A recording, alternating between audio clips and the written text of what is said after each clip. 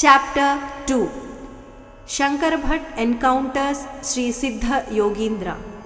I renewed my journey, fondly reminiscing on my wondrous experience in Marutvamalai and chanting the name of Lord Sripada. On the way, I visited many holy lands. As soon as I set foot in Kadambavan in Pandya kingdom, I experienced a state of weightlessness, as if my body was about to levitate. At that moment, I came upon a powerful Shivalingam, after beholding which I felt normal again. I rested for some time and resumed my journey. Presently, I came across a hermitage. A saint called Siddhendra Yogi lived there. I paid obeisance to him. Listening to the perplexing experience that I had at Kadambavan, the saint narrated an interesting story related to it. Son Shankara Bhatt, the Shivalingam which you chanced upon is the most efficacious one. In times yore, Lord Devendra annihilated many demons in a fierce war. One of the demons who managed to escape started performing severe penance. Lord Indra beheaded the demon mercilessly when he was absorbed in deep penance, and hence Indra's effulgence started waning. He visited many holy places to be absolved from this sin, but of no avail. However, the moment he stepped into this Kadambavan, he was completely purged of his sin and regained his resplendence. Realizing the mystic powers of the Shivalingam there, he got a temple built in that place. Son, the very glimpse of the Shivalingam expunges all sins and brings in opulent good fortune. Only the good and meritorious people can see it. However, the devotees of Lord Sri Datta are blessed and destined to meet holy people and visit holy places in an unexpected and effortless manner. The yogi then asked me to visit the place once again. When I reached the place second time, I felt amazed to see a magnificent temple substituting the earlier one. On enquiry, I came to know that it was the temple of Sri Meenakshi Sundareshwar in Mathura. After obtaining darshan, I returned for hermitage. The place secluded earlier was now crowded, teeming with population, giving it the appearance of a city, and hence I found it difficult to locate the ashram. Groping around, finally I reached the ashram. Sri Siddhayogi took me inside with exceptional warmth and offered me fried chickpeas in a plantain leaf. I ate to my heart's content.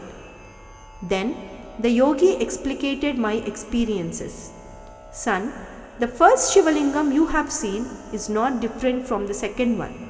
In fact, both are one and the same. These experiences were given to you as per the instructions of Lord Datta, taking the time back to two different yesteryears and creating the same milieu and scenario existed at those times.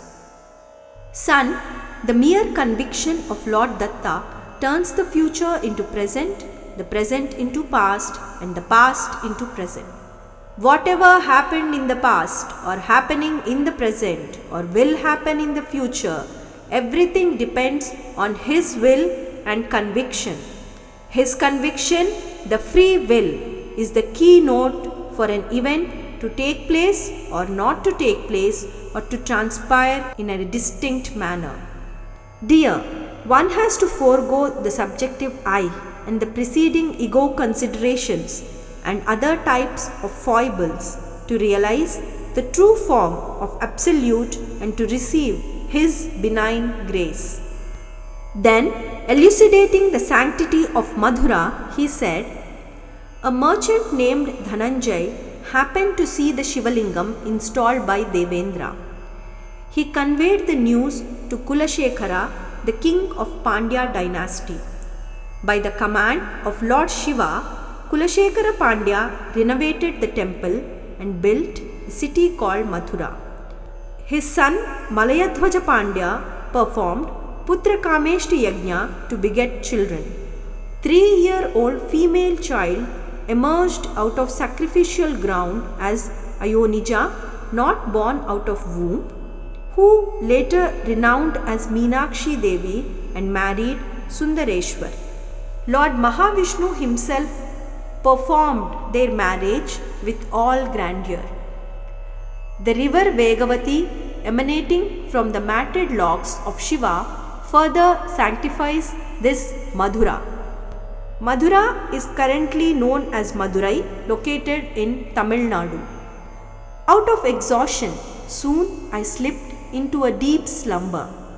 Next morning, when I opened my eyes, I could neither see ashram nor the yogi. My wits failed to comprehend whether the events of previous day were my hallucinations or were they real. In utter bemusement, I renewed my wayfaring and by noon reached a small village which was inhabited by tribal people and no single Brahmin soul lived there.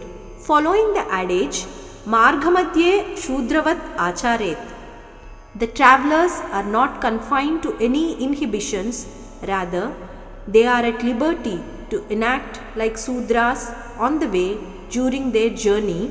I accepted the honey and fruits offered by the indigenous people, and I was about to eat when from nowhere a flock of crows flew towards me and started pecking me all over my body.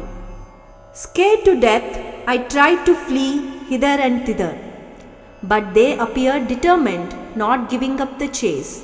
Nobody came forward to help me, presuming that I might have incurred the wrath of gods by condemning them, and gods might divert their resentment towards them if they try to help a heretic like me.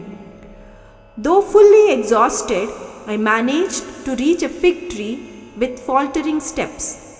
It is believed that Lord Dattatreya dwells in this tree, so I thought that taking shelter under it would definitely shield me against this peril. But the Providence had different plans for me. I didn't even secure myself enough against the crow's menace. Some gigantic snakes crawled hurriedly towards me and bit me everywhere. Some washermen who were returning home noticed me lying more dead than alive, with body fully poisoned and foam streaming out of my mouth. Feeling pity at my predicament, they laid me on a donkey's back and took me to a cobbler cum doctor. The area was permeated with some kind of foul smell. They made me lie down on a cot outside his hut. The cobbler doctor administered me with some herbal medicines, during which I had literally undergone through infernal chastisement with the body still alive. After some time, which appeared ages to me, the poison got detoxified and I was cured. Throughout the night, the cobbler sang the kirtan of Lord Datta Digambara Sripada Vallabha Datta Digambara. Reclined on the cot, listening to the kirtan wrapped with an unknown joy, I felt certain that as we were the co-disciples of a same Guru, we were soulmates. The next moment, I swayed by the thought that I belonged to a higher Brahmin caste, but he to a lower caste, and it pained me hard. Sermons of Cobbler. When he had finished his carols, he spoke to me in a tender note. Son Shankar, I am Vallabhdas the cobbler. No doubt I belong to a lower caste, but throughout my life I stayed in the company of virtuous intellects. Son, I knew that you are going to Sripada Srivallabha, and also I knew why you were preyed by crows and snakes as well. And he started his narration. Pitikapuram is the abode of knowledge and scholarship and is blessed and sanctified with the descent of Sripada Srivallabha in human form, praising whose glory Vedas got exhausted and uttered Neti Neti. Insensate philosophy or meaningless and irrational logic never fetches you the grace of Sripada Srivallabha. Son, realize that the scholarly knowledge is not the prerequisite to obtain his grace. The ego, outcropping due to profound scholarly knowledge, takes the devotee farther away from the Lord. The crows that pecked you were the scholars who lived in Pitikapuram in their previous birth. They could recite Vedas even backward. They reached heaven after their demise. Lord Indra and the celestial angels welcomed them, eulogizing their knowledge. But these scholars were eager to have ambrosia, much talked about drink of the celestial beings. On being asked for, Indra elaborated, Vedas are considered as the manifestation of Parabrahman. Unwittingly, you acclaimed in the glory of Almighty through your recitation of Vedas. In return, you are being praised by us, the celestial deities. Had you given a grain in alms to anyone, we would have given it back to you, increasing it in multitudes. If you want to be fed, you too should have fed someone else in your world. We are helpless since you never offered even a single grain to anyone. You can stay and roam freely here till the lapse of your prescribed time without longing for food.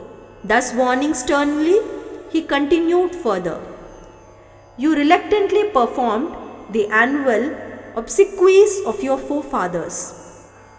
You were much engrossed in calculating and recalculating the expenses incurred and the food consumed by the bhoktas, the Brahmins. Alas, the basic feeling, Shraddha, the reverence, was missing totally in the rites performed by you. So, the souls of your forefathers could not attain liberation.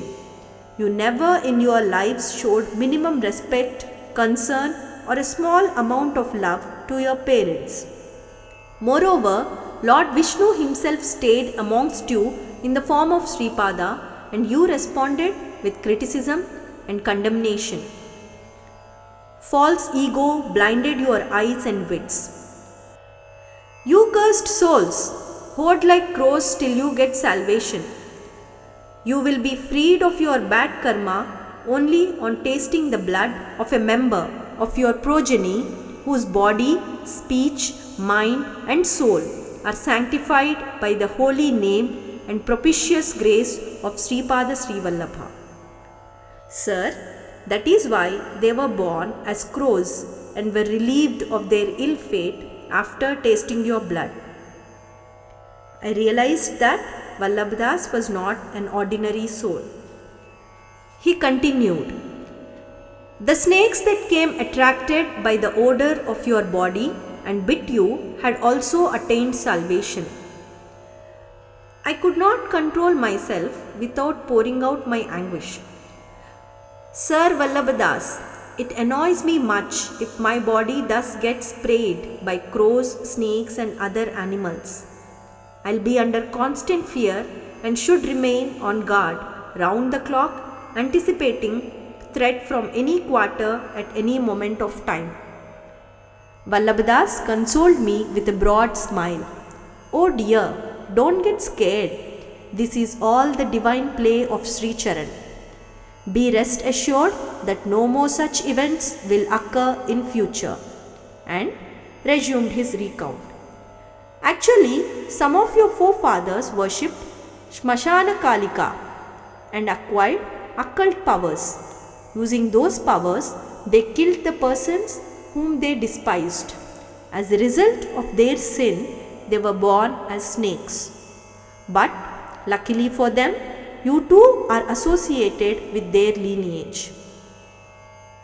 Just because of this small punya, this event had taken place and they got elevated. Look, my son, these are the subtle laws of dharma.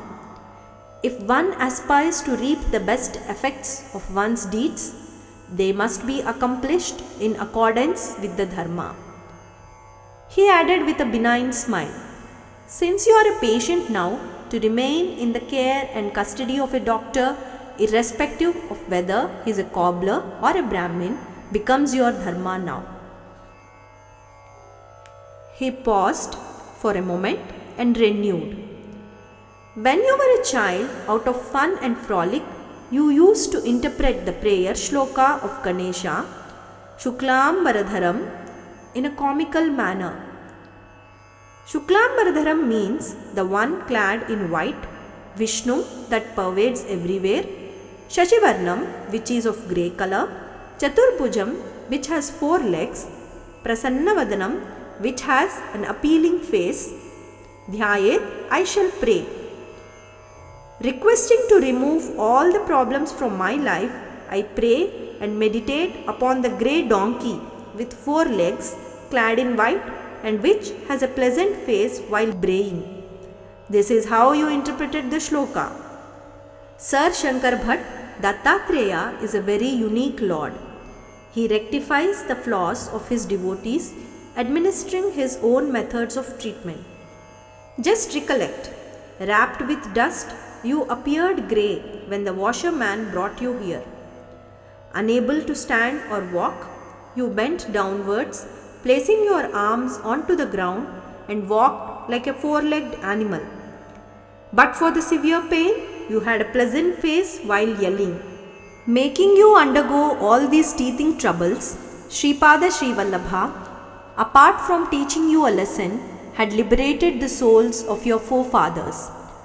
So remember, my son, we are all under constant vigilance of the Divine Almighty Sripada Srivallabha. With his substantial explanation, the ego of being a Brahmin has evaporated totally, and I felt an affectionate bondage towards him as if he were my sibling. After enjoying the hospitality of Vallabh Das for 2 to 3 days, I resumed my trek. Before reaching Chidambaram, I was entrapped in strange circumstances in Vichitrapuram, but came out unscarred by the grace of Lord. While I was walking along the roads in Vichitrapuram, the royal soldiers approached and asked me humbly, "Are you a Vaishnavite or Shaivite?" Though I belong to Smarta sect, I am slightly inclined towards Shiva, I replied. They asked me to accompany them to the king. I proceeded to the royal court. On the way, I came to know the strange details about the king. If the king happened to know any Brahmin passing through his kingdom, immediately he summons and shoots them with the question, "If that much accrued this much, how much this would fetch?" So far, nobody could answer it satisfactorily. He punishes the loser in a strange manner. If the Brahmin happened to be a Shaivite, he makes him clean shaved and applies Vaishnav marks on the forehead and takes him on procession on a donkey's back. If the Brahmin is a Vaishnavite, the vertical vibhuti marks on the forehead change their direction into horizontal, but the rest of the treatment is same. Few years ago, the king performed yajna to beget a son. Fortunately, he was blessed with a son, but unfortunately for the Brahmins, the prince turned out a dumb. The king was convinced that the Brahmins performed the yajna with all shortcomings, and the sin fell heavily upon, turning his offspring speechless, and he became vindictive. The ill fate and the bad times started for the Brahmins have been heading for worst in leaps and bounds. Suddenly, the king started giving cartloads of amaranth, tandulya leaves in alms to them, and strictly prohibited them to cook or eat any other food.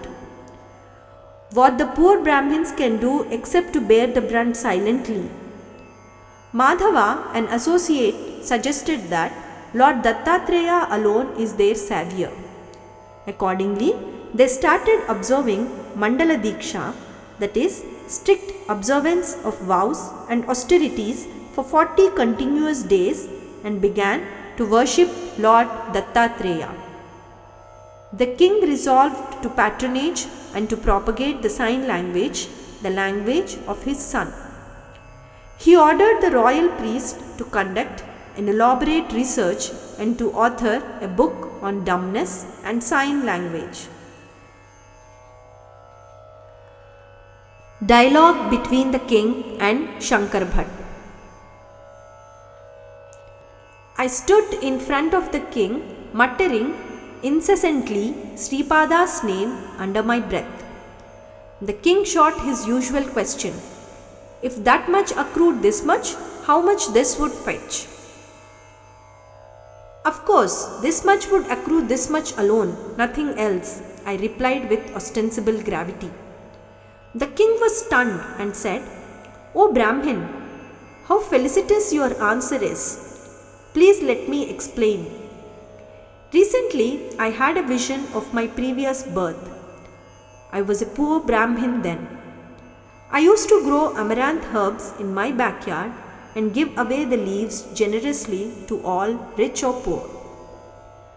Because of my selfless generosity, I am born as a king, whereas the rich who accepted amaranth leaves and did not help me in my dire poverty are born as my Brahmin's subjects. Now, I am donating cartloads of amaranth leaves to them all. What great benefit will this generosity fetch me? I have this simple query. Nobody except you could answer it. I enumerated, O king, in your previous birth, as per the circumstances you were in, amaranth leaves were more precious to you. But now, you are in a position to offer inestimable stones, diamonds, gold, etc. Hence, if you donate amaranth leaves now, in return, you obtain 100 times more of it, nothing else.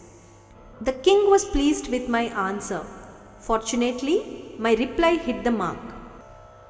Royal priest, the examiner, showed one finger and two fingers alternatively as if asking one or two. I thought that he was asking me whether I had come alone or somebody accompanied me. So in reply, I showed one finger indicating that I have come all alone. Next, he showed me 3 fingers. The number 3 recollected me the triune form of Lord Dattatreya. I thought that he was asking me whether I was a devotee of Lord Dattatreya. So to indicate that devotion is purely personal, should not be revealed to anyone, I closed all my fingers and showed my fist. As if in reply to it, he offered some sweetmeats and was persuading me in sign language to take them. I refused and gave him some beaten rice from my bundle. I wanted to express that I don't like sweets, rather I am fond of beaten rice and he too can relish its taste. The royal priest then declared the test results in a tone of complacency. O king, undoubtedly he is a great scholar even in sign language too. Showing 1 and 2 fingers, I asked him whether Shiva and Keshava are one and the same or different. Showing 1 finger, he replied that they are one and the same. With 3 fingers, I conveyed the existence of Trinity, Brahma, Vishnu and Shiva. In reply, he showed the fist, implying that though they are different in forms, they always coordinate united. Giving sweetmeats, I entreated to accept me as his disciple. He not only refused, but offering me beaten rice in turn, expressed that he did not want to get entangled in the disarray of Sishyas and Prasishyas. Like Sudama, he feels pleased and contented with whatever little he has. I felt astounded the way he interpreted the whole questionnaire. The final test began. The royal priest asked me to recite Panasas from Chamakam, explaining their meaning. Mentally chanting Sripada Srivallabha's name, I started my explanation. Ekacha me means 1. Trisascha me means 3. Add 1 to 3, 1 plus 3 equals 4, and the square root is 2. Thus, I explained up to Navatrinish Chatischa me, that is 39, adding the earlier sum 361 to it gives the sum 400 and its square root is 20. I wondered at my own comment, but everyone in the court was more than convinced and applauded. I further added, this is the secret behind the atoms of creation. Sage Kanada was well versed in it. According to him, the universe is made up of Kana, the atom. Every object of creation is made of atoms. All matter that exists in the universe is formed of Paramanu. Different metals are formed depending upon and difference in the number of atoms. I walked out of the court with a sigh of relief, thanking and offering prayers to Sripada for protecting me from the disgrace of riding on donkey in procession for second time. Sripada Rajam Sharanam Prapajye. End of chapter 2.